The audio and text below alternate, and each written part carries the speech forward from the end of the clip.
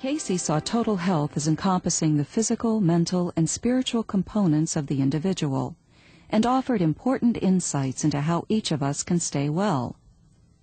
The readings make recommendations for hundreds of health concerns, from diet, childbirth, and longevity, to arthritis, cancer, and psoriasis. Called the father of holistic medicine, Cayce was ahead of his time in describing the workings of the human body and foreseeing the direction of health care. Not only did Cayce prescribe treatments for patients, occasionally he even recommended certain doctors for them to go to, although he had no conscious knowledge of them. One such individual was Dr. Harold J. Riley. The number one thing is mind, body, spirit. He brings it all together and hands it to you on a silver plate. Here it is. This is you, the universe, the earth, everything in a nutshell. It was the health information that led the Cayce family to Virginia Beach in the mid-1920s. One of Cayce's lifelong dreams was to build a hospital and to form an organization that would work with his psychic information. The readings advised the location, Virginia Beach, then a small resort town, and it was there that the hospital was built. Although lost during the Depression, the building was bought back in the mid-50s, and from that day forward became association headquarters.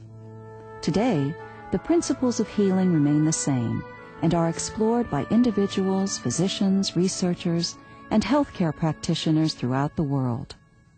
We find that these conditions arose as the result of what might be called occupational disturbances.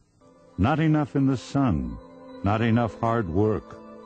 There has been plenty of brain work, but the body is supposed to coordinate the spiritual, mental, and physical. He who does not give recreation a place in his life and the proper tone to each phase, well, he just fools himself. Someday he pays the price. The consciousness, our soul, continues. We didn't start here, nor do we end here. It's sort of the idea that we are in the body at this particular time in a given lifetime, but once we pass out of it, we still have our individuality. In other words, the soul survives. And that was Cayce's view, that we change places. We go to different realms of consciousness, but we never really die. To find that you lived, died, and were buried under the cherry tree in grandmother's garden does not make you one whit a better person. But to know that you spoke unkindly and suffered for it, and in the present may correct it by being righteous, that is worthwhile. For each soul constantly meets itself. And if each soul would but understand those hardships which are accredited much to others are caused most by self, know that in those you are meeting thyself.